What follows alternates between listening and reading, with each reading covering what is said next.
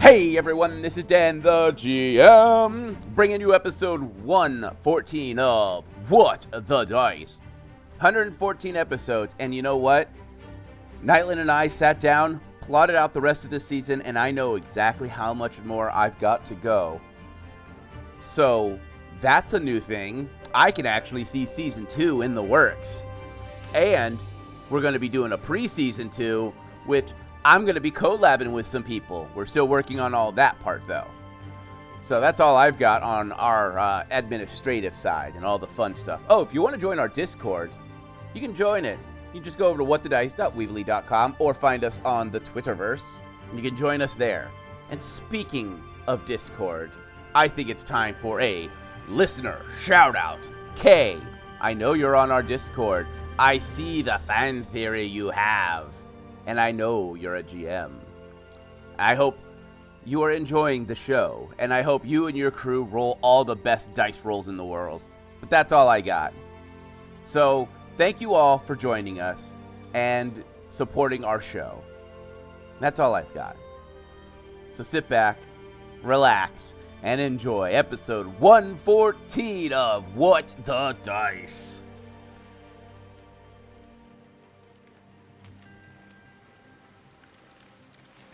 As we walk into the storyteller's campsite, the outdoor fire is burning brightly, and we can hear and smell the ocean that is behind us. We smell something new, something like hotcakes or pancakes cooking from inside the cabin. We peer inside, and the storyteller is standing there and stacking up what looks like the 6th or maybe the 7th pancake on a stack. Walking over to a table, he sets the plate of hot stacks down. 2 plates and some cups of mead. Looking at us, he smiles and opens his hand to a chair. Me friends, sit. Enjoy a hot meal. Adventurers like you do not get a chance to indulge in true home cooking all the time. Field rations and the such. Speaking of adventurers, it seems as if our friends, the Alpha Team, has come across adventurers that could not handle the stress of the caverns of Godsfell. Something attacked them, and in turn, they turned on each other. A very sad sight, but our adventurers are above that. They gather their clues and find out something else is lurking in the depths. Sit back, relax, and hear me tale. In the last episode, you guys had a chance to get deeper into the caves and stumbled across a scene of utter horror. And apparently there was an adventuring team that came in from a different direction, and they were wiped out by multiple unseen forces and betrayal most foul. All leading with a simple thing of a bard leaving a note saying something about a rat king. We pick up with the team still in place.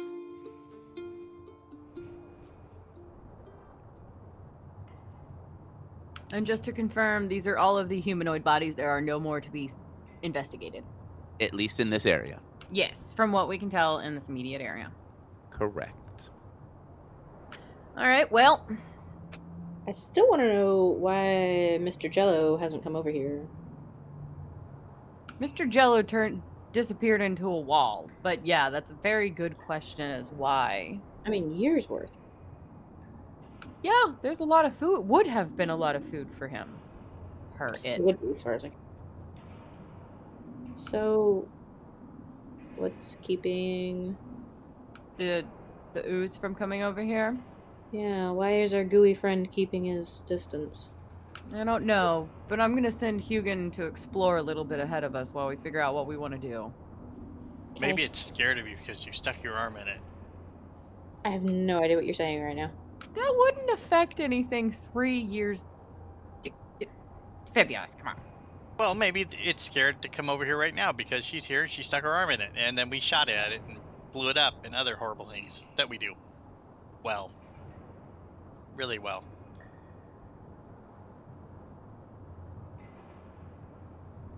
So I'm really curious as to where this group got its marching orders from. How long have these rats really been a problem? Would be kind of surprised that the dwarves would even make mention of it to people not in their city. Yeah, I thought Godsfell was pretty insular, so who are they talking to? How long have they been talking to anyone? And we're not the first. So We might be the first hired from God's Fell, right. but not But- from the outside. I mean, and who just lets a party go missing for 3 years without sending a follow-up? 2 to 3 years, yeah, however long they've been here. Well, we haven't come across any other clear adventurers other than the dwarves that tunneled through. So which came first? The dwarves that tunneled through? Or with these caves here and they just added one new cave to get to what do they call it, ship? Yeah. So, hang on, how long have they been living in the ship? Can I roll, like, knowledge local or... You were actually told they had been there for quite a while. Okay, I'll give the date then. Right, so definitely preceding this particular adventuring party here. Yes. Hey, did these guys have any guild tags or anything? Can we find any identification for them? All personal effects have been dragged off, and if it was metal, it was definitely taken. But it could be in the giant pile that we saw upstairs, but it might take hours or days to dig through that for something that small. Okay, if I check the bard's diary again. All right, you can roll another perception to see if you missed anything. Yeah, let's check and see if he's mentioned which guild, what city, that kind of thing. Anything that might help give closure to whoever might be missing these folks. And I'm going to have Hugin swing back up and check out the Easterling Path, too. I'll need 3 perception checks from Hugin. And what'd you roll, Faye? 27. With a 27, you start from the beginning of his book, because you know bards. Bards are notorious for always trying to write the perfect limerick, the perfect song. They follow adventuring parties because, adventuring parties have the adventures and blah, blah, blah. And you begin to sit and you notice he uses city names, and you're able to kind of track where they've been. It looks like they have never been on the continent of the Holy City. You see a lot of city names that are pretty familiar in this area. They talk about the lizard folk city and him talking about how he fell for a beautiful young lizard maiden who scales glimmered like emeralds in the morning sun, and very flowery wording that I'm not gonna attempt to do because I don't do flowery. Oof, Bard had it bad for that one. Yeah. And then you find more of a journal. And it's kind of squished between 2 limericks about his party members, one being that, obsessed with blades and licking them clean and that kind of bored writing. And you start to read it, and it's more of a note for himself. And it seems that there is a dwarven city that is far south that claims to be part of the original swamp dwarves of the Godsfell, and that they believe that the Godsfell is a curse and it needs to be destroyed. That there's always strange sounds in the mountains, and they left the Godsfell Mountains because it was cursed, and it was from all the digging and all the strange anti-magic that they have found. And they had started an adventurers guild. And all the adventurers guild were given 10 badges that were reinforced with silver. And he made the comment of, they feel cheap, they look cheap, but at least it gives you some kind of clout when it comes to stealing drinks.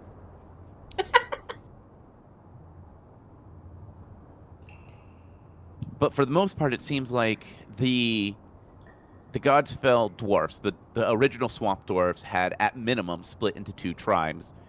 One that believed Godsfell was a blessing, one that believed the Godsfell was a curse. And it seems like the ones that believed it was a curse sent adventurers in. Probably, well, roll me an intelligence check. 16. You kind of get the idea of maybe that they were trying to find a way to get adventurers in to clear a path so that they could set up some kind of explosives to destroy the Godsfell once and for all, or find a way to get it to sink into the mountain more. But they were probably sending adventurers here to clear a path to send their people in to do more damage. Well, that's kind of awful. Duplicitous. But also with your understanding of the world around you, you also know that there are people out there that are anti-technologists, that do not believe in firearms, that believe in the old ways of healing magic. They don't even use potions. It is magic or nothing. Luddites. Yeah, them. Okay. I mean, that's still very duplicitous. Whatever their intentions, whatever their beliefs, that was underhanded, and that's... I get mixed feelings on that one. And for Hugin, what were his roles? 10, 17, 9. 26, over 30, and 25. So the 26 and the 25, he doesn't see anything of great importance. All right, the big 30 was then going to be in the middle one. Yeah, that's what I assumed. Okay. With the 30, as he's crawling around up on, I'm guessing he's doing roof crawling. The safest route, yes. He stops short of going too deep because he's starting to notice some kind of vibration in the stone. And there is, as he's looking, there's this strange electrical current that is flowing through the stone and creating this strange wall of shimmering light. And as he looks, you can see small little metal pylons that have been driven into the ceiling and into the floor that is creating this strange electrical wave. Okay. My other question is from the first tunnel, could I tell if this just makes one big loop? I was wanting to explore it to see if it did. Give me another perception check on that. From where I'm at now? Yes. 25. With a 25, you do see that Hugin can kind of see through this shimmering veil, and you do see that the paths interlink. Okay, I just can't tell if there's maybe another shield on the other side. Right. Okay, that's fair. And then I didn't see much of anything other than a cave tunnel down to the northeast tunnel. The northeast tunnel, there are, like, he was seeing footprints of the rats that, scurried off in the debris of stuff that they dropped when they ran off, but nothing of super note. Okay, he can't tell. There seems to be no danger. Tunnel is fine. Right. And now that you know about the electrical curtain, I need another perception check from you. 28. With a 28, you look back and you find in the wall there are destroyed little pylons in the floor itself. They are completely shattered and crushed, and it looks like rats had been chewing on them for a while. And then when you look up into the roof, it looks like they had fallen out and shattered because there are some holes in the roof. Okay, well, Hugin would have, at some point then come back, gotten Kalila's attention, and tried to drag her, hey, come check this out, and she'll get the party to follow her. Mm-hmm. Which way are you going? To the electric curtain? Yeah, Okay. not directly all the way up to it, but she's gonna lead the party and go, hey, Hugin is saying he found something down this tunnel. As you guys are walking down this tunnel, you notice that there are a lot of just strange wires that are ran across the stonework towards the roof. And then you get to this strange electrical curtain, and it's sparking and has a hum to it that is, Defibulous, give me a intelligence check. 17. As you hear that hum, your brain kind of wanders for a moment, and you're taken back, not literally or metaphorically, just memory-wise, you're taken back to that strange room with the dragon and that strange electrical hum. And you recognize it as something technological, something advanced.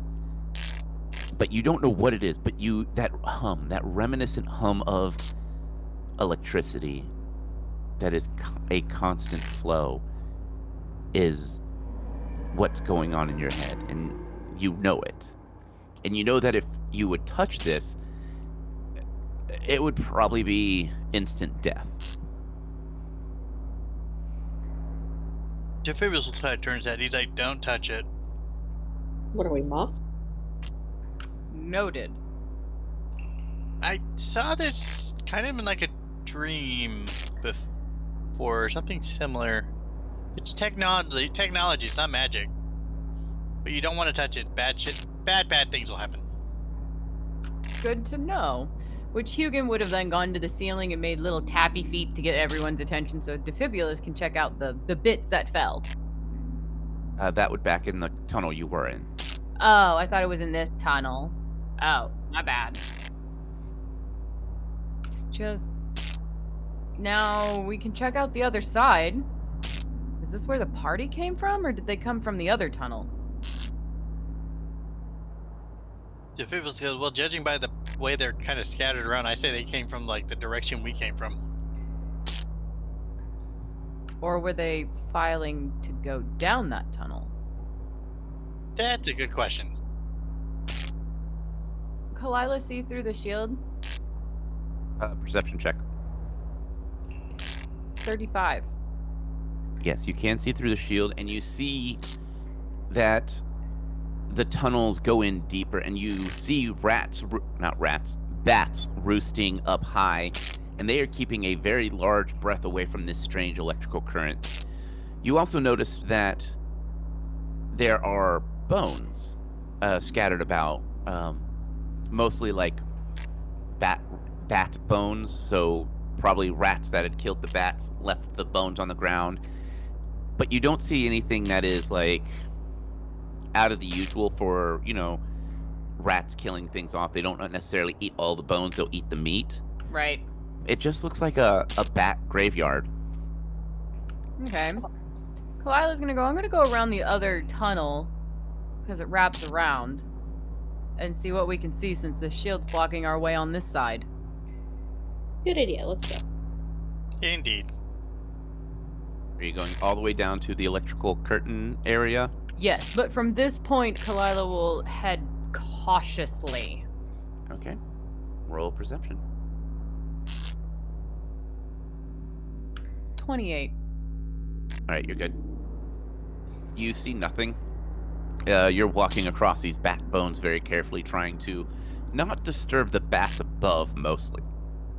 And as you get next to the electrical current, you see just to the south of you, the ridge goes up about 50 feet.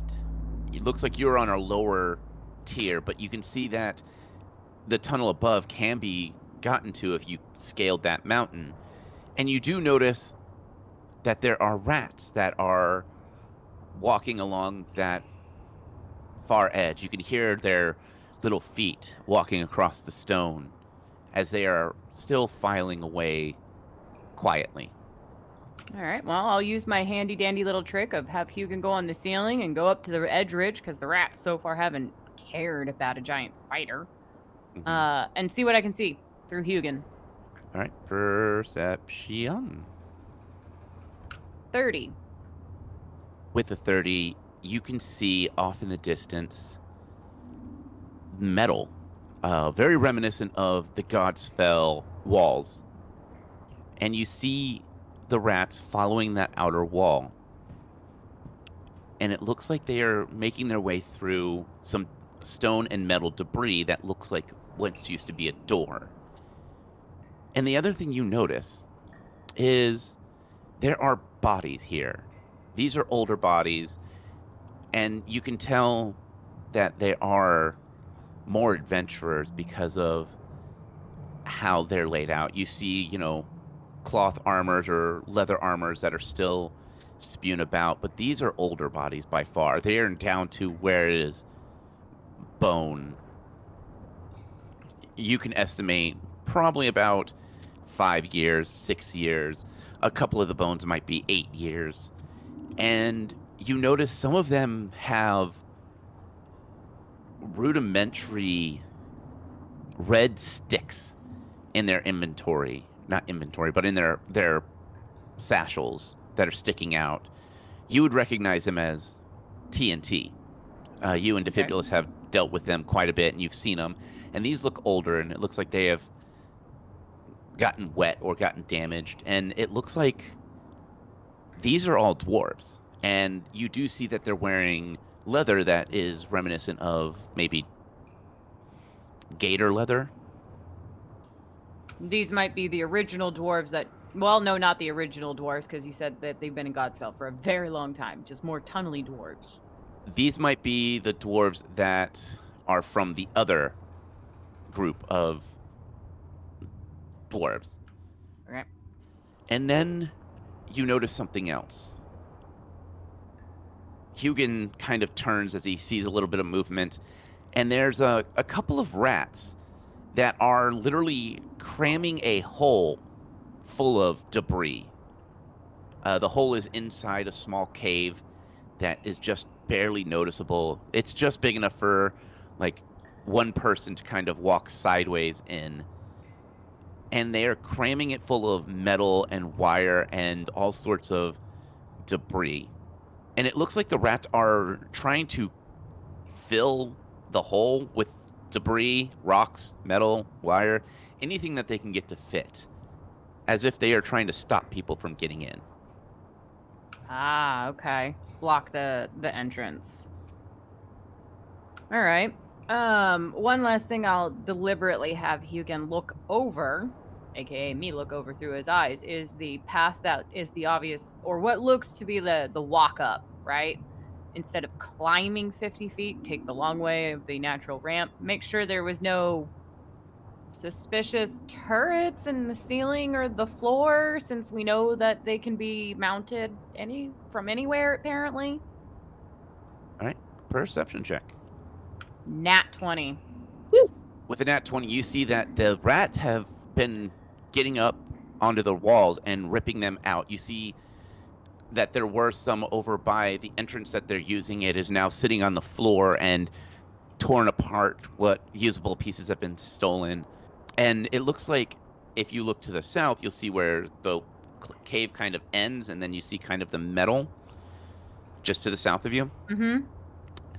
That wall, you can see into the other side, and you can see that they have put metal plating up and leaned it up so you can't jump across it. It's basically making it to where the only way in is you would have to get through that debris door that is just south of that. Okay. But you do see probably a handful of rats, 25 or so rats, still making their way in, and the line is slowly disappearing, as if the rats that you scared off and killed are not coming back to life. Right. Okay. Well, as Hugin then comes back, Kalila's gonna go, there is a lot to investigate. We got some more dead dwarves, some TNT, another line of rats, a mysterious clog hole, and a debris door and metal. That's a lot, all right. That's a lot of things we got to investigate. I didn't see any traps, so I think our pathway is clear. Were the rats that were up there red eye or blue eye? Red. And they're red-eyed rats. Hmm. But there is definite more ship. Metal walls and a blockaded debris door, but that hasn't stopped us yet. That we'll have to bust through. But I think we might be getting close. How do you want to proceed? Hmm. Can I get a rough estimate of how many rats? You've counted about 15 or so rats. Somewhere in the ballpark of 15 rats. That's a lot of exploding angry rats. It is. I can always cast another lightning cloud over them, zap some of them, or we can try and lure them over here. Well, they are still funneling into that wall with the debris. Oh, they that are is trying now- to run away from us still, though. They're trying to go through that debris wall. They're not trying. They have a hole that they're crawling through. They're successfully going through a hole, but it's kind of slow. Mm. At least it's not more gelatinous cubes. Oh, I wonder what a herd of gelatinous cubes would be called. A globening? A dessert buffet, come on. Does baka get included in that dessert buffet? Don't know what you're talking about. Let's go. I was gonna say, I think Faye sees Baka as a different type of dessert. That was my point. Oh, okay. Do people say, well, we could try to just kind of quietly head down that way, but we could try to like work our way down further and see if we can figure out, or if we even get a clear sight and get around them. They might all scatter into the hole before we get to them. True. Hugo said there's also like a bunch of stuff jammed in a wall. Jammed in the floor. It looks like there might have been an entryway in the floor, and they're cramming it full of anything to close or seal or blockade the hole in the floor. I wonder what made the hole and why they're trying to plug it. I don't know, but there are what appeared to be dead dwarves with red sticks. And if I looked at them right, I think they're TNT. Maybe they blasted a hole and that's how they came up. I don't know. We could go check the dead dwarves and see if they have anything good on them. Well, yeah, I'm just worried that we might get the rats' attention and they'll come attacking us. That's why I asked how you wanted to proceed. We're going to go up there and check them. Do we want to see if the rats just clear out on their own after 5 minutes or go in blazing? Let's proceed cautiously and let them see if they clear out. All right, so take our sweet time getting up there. Yeah, I just don't want to get blown up by a bunch of rats again. You mean we did the blowing up of a bunch of rats? They didn't blow you up. Oh no, I got blown up by a few rats last time we played with them. Oh, yeah, that is true. Well, I mean, they kind of mostly ignored us, so unless we, start kicking them, we should be okay, right? I think so. No, let's go try it. So, onward. Slowly and cautiously. Yes. As you round the bend and you look, the last rat crawls into the strange debris hole, and you hear the sound of metal being pushed in place, followed by, Defibulus would recognize the sound, a welder kicking up and sealing it off. Wow, they're talented. And efficient. Looks like they realize we're a threat. Yeah, they're using a welder. I want that welder now. Well, maybe we can kill the rat that has it. I like the way you think here. Let's check out the dwarves first, though. Okay. Just be careful, if it's old dynamite, it might be unstable. Thank you for the warning. I was going to ask. Why you gotta ruin my fun, Defibulus? Who said that? Like, you guys hear that, right? No? Don't know what you're talking about that time. So maybe electricity does allow you to hear various voices. I can shock you again. Yeah, but you've been hearing voices since the swamp. Maybe it was the cursed swamp. Since the beginning. Okay, well, as far as Kalila is concerned, it's been since the swamp. Maybe I'm Defibulus's conscience. I'm sorry. You're doing a really bad job of stopping me from doing stupid things, sir. If anything, Well- you just encourage him. Well, there are two voices in your head. One that tells you to do the good things, which is supposed to be me, and then the one that's yelling over me, which is Defibulus's voice, that tells him to do all the stupid things. Yeah, but I don't know why I just all of a sudden got this image of Puss in Boots. I am amazing, and I encourage me to do this. Yes, that is Defibulus's not conscience. You. I don't know, Faye, did you hear anything? I have no idea what you're talking about. Maybe I need to shock you too. At the bodies, I need perception checks. Nat 20. Okay. 28. 29. I will start with Defibulus, because I believe he rolled the lowest.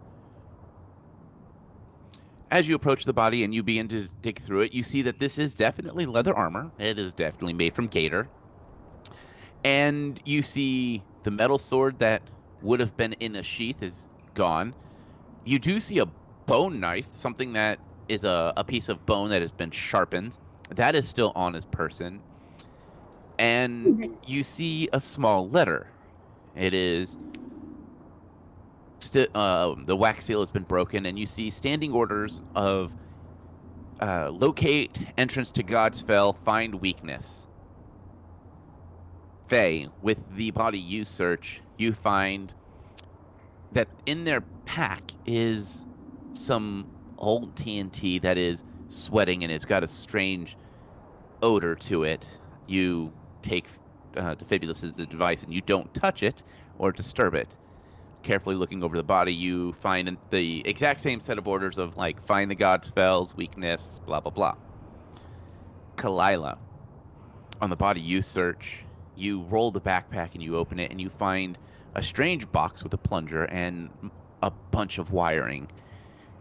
And you also find coordinates, quick notation of high explosives that have been hidden throughout God's Fell, that when triggered, it will create a chain reaction on the underbelly. So it's hidden not in God's Fell, but under God's Fell. And it's saying, like, how to run the wires efficiently so when you detonate it, it would blow all of those TNTs down. You look at the bodies and judge at their...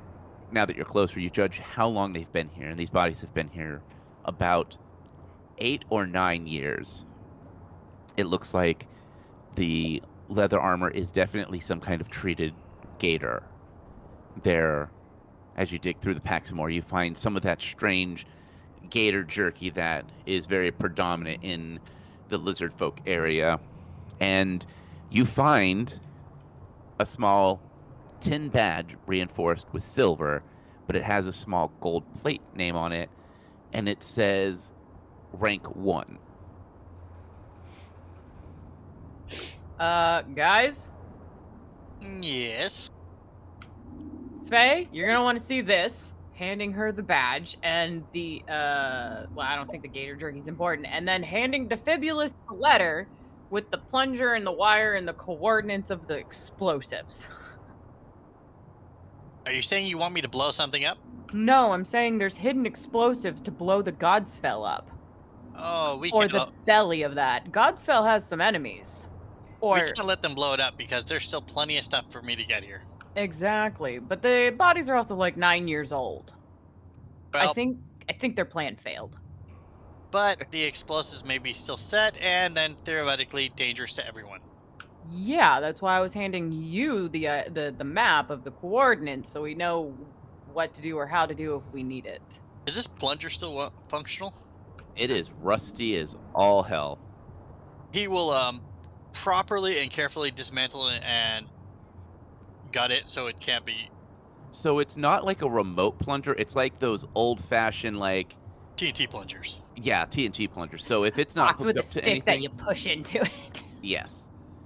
He will still dismantle it and okay. gut it so it doesn't have a chance of being used by accident or someone doing something So stupid. I'm going to say you were able to salvage parts from it. So in your inventory, go ahead and add a disassembled TNT plunger with 150 feet of wire. Wait, so this whole place is just wired to wall? The belly of it is. She's chewing on gator jerky. Ew, is that Oh, still good? Yeah, it's great. You want some? it's been on a It's 9-year-old jerky. that's been on a corpse. You're gonna make yourself sick. It's preserved meat. It's fine. Next to a rotting corpse. In a rotting corpse. What, did you take it out of his stomach, or was it in the package, in his backpack, stored properly? Was 'Cause it that's where I found it. stored properly? It was stored properly, yes. All right, then yeah, it's fine. Exactly. So, you're telling me this whole place is wired to blow? Mwah. The belly of it, of whatever they considered the belly of it, yes. Hey, Faye? Yeah. You get 6 extra temporary HP points Oh, cool. How long do they last? till they're used. Okay. Or until I take a long rest, right? Yes. Ooh, that puts me 1 over my maximum. Because I had taken a little bit of damage earlier. Sweet. Also, Defibulous, did you write down your wires and plunger bits, or am I writing that down for you? I wrote down the disassembled plunger and the cord that came with it. Okay, because I was adding that slowly onto the loot hoarder page of yours. But Defibulous is like, yep. Oh, Faye, you use stabby dagger things, right? Yes, I do. There's a bone dagger on this guy. Ooh, bone knives are nice. Can I see? I ain't gonna stop you. Bone knife! Also, don't forget Kalila handed you that pin with silver and the number 1 on it. This is, rank 1. That looks like a guild badge. I don't know badges or guilds, so... Shrugs. Okay. Do I in any way recognize that badge? Or anything else about it besides that it's probably a guild badge? That the bard was correct in its cheaply made construction. It is definitely a high polished tin reinforced with just a bit of silver so it doesn't flex or bend. But for the most part, it's a cheap piece of nothing. It probably cost a silver to make. Okay, so it's just something that a guild would hand out to a member to confirm membership. Oh, and that bone knife does 2d4 damage and 1 necrotic damage. Or 1 point of necrotic damage. Sweet, plus all my poison shit. Okay, you said 1d4? 2d4. 2d4. Nice. 2d4, bone knife. But it is fragile, so if you roll a nat 1, it will shatter. Okay. With 1 point of grow. On to the next corpse. Alright, so to the last corpse. Who's searching it? Me! Okay. Roll your perception. There should be 2 glass corpses, but okay. 1, 2, 3. You are right. There are 2 corpses left. I miscounted. Okay. Okay, I'm rolling one then. Okay. And I'll roll the other. Okay. 31. 24. We'll start with the low roll. Digging around on this body to fit, or Kalila, you don't find any personal effects. You find no weapons. You do find holsters for the weapons and stuff like that. And you see something that is, you see on Defibulous' back, which is a strap for a blunderbuss. And the blunderbuss, all the metal has been chewed and taken off, and the wood looks like it has been corroded and has rot and stuff like that. Digging around, you do find some wet black powder and about 5 bullets that are pitted and rusted. Hey, Defibulous. Yes. Is wet, I don't know, your boomstick powder... Gunpowder. Yeah, it's wet, but I found some, and there's some rusted bullets. You'll come over and take a look at if any of the powder or bullets can be smelted or used at all. If you smelt down the pellets, they'd be usable, but the powder is pretty much useless because it is very wet. Well, the powder's completely ruined. Too much moisture in it. Yeah, he'll take the bullets just in case he needs to just quickly melt them down for something else later. All right, you have 5 rusted bullets. Faye, Yes. with your roll, you start to look over the body, and you're not finding anything of great value until you look at his chest plate, where you notice a strange lump underneath the clothing. Pulling his shirt down a little bit, you see a very small black book. It is tanned leather and definitely looks like a small prayer book. Perception check. Nat 20. Ooh. With the nat 20, you tilt it just right, and the ambient light from around, you can see embossed leather of a rose. Oh!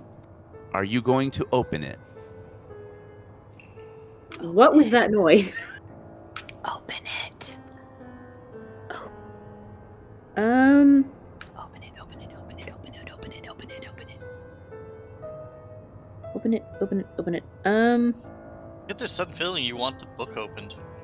Do it. Do it, do it, do it, do it, do it, do it, do it. Yes, I want to open it, but like I'm also very concerned about being in a cave when I do so.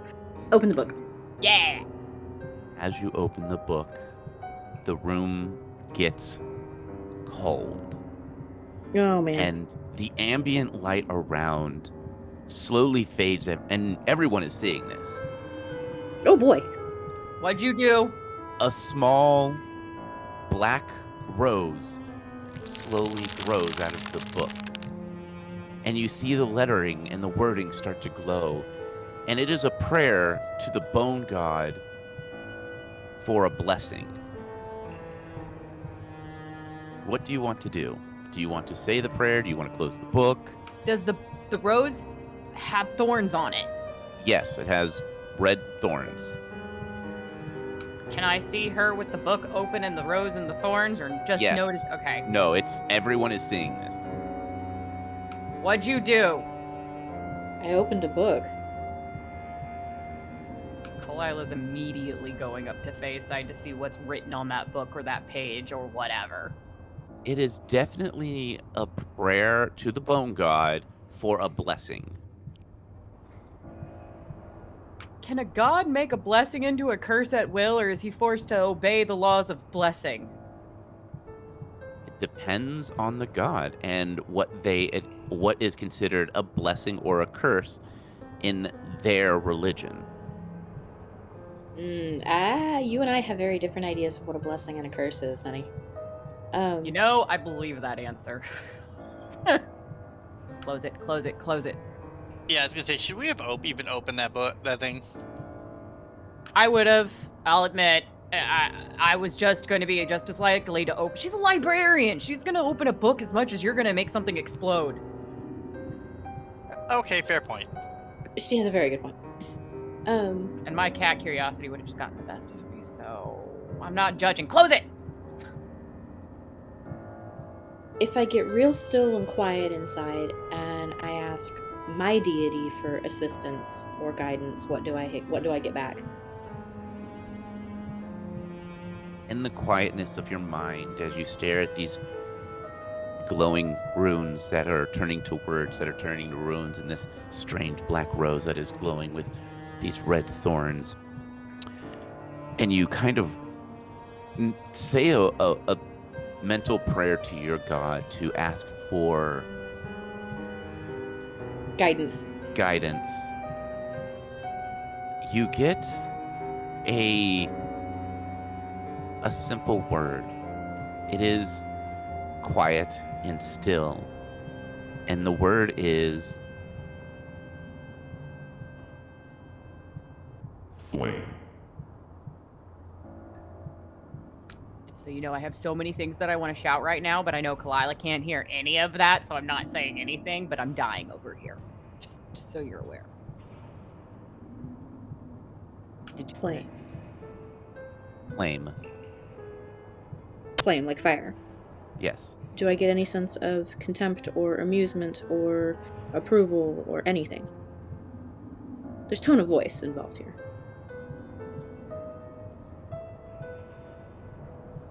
You get more of a memory and something that you have either read or he has said to you, and that is, What was once hidden needs to stay hidden. I shouldn't read this book. I cast Spark. on the book. Yep. As you cast Spark on the book begins to burn instantly. Like the pages just engulf into flame, and you see Norberger's mask appear in the ashes as almost like an astral projection, as the book just ashes and just disappears. Even the ashes just seem to disappear into the wind, leaving nothing there. Looking up at Faye, did you do that, or did it do that? I did, under orders. I don't care who ordered, I was gonna burn it too. More of that god stuff, isn't it? Also, under orders? From who? My deity? Oh, okay, that works. You're And still not as- gonna tell me who that deity is, are you? Well, you saw the mask. You can roll knowledge religion if you have it. Oh, I didn't know I saw it. I just thought Everyone saw the mask. I'm rolling. Do you have knowledge religion? I have knowledge, arcana, planes, nature, and geography, and elven. Or no, wait, that's Ye- linguistics. You would need knowledge religion for this roll. Arcana might cover it, though. Okay. If Faye wants to give you that, I'll let you roll it. 24. You recognize the magic of a god, but you do not recognize the mask.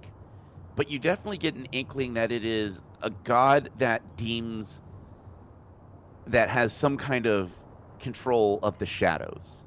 And she already has some hints from her own dreamscapes to have an idea. Okay, she'll just not squint her eyes. She has that look of like, And as that mask slowly fades from all of your visions, we are going to end this episode here.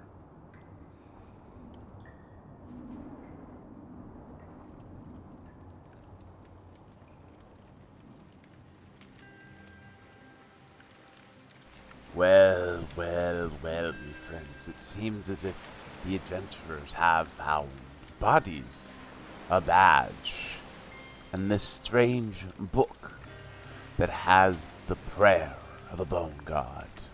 On top of all that, a strange knife that deals necromantic damage. I don't know about you, me friends, but a knife like that I would not keep with me. But I am sure the adventurers know exactly what they are doing. Well, that is all the time we have for this eve. As always, me friends, may the dice gods bless your every roll.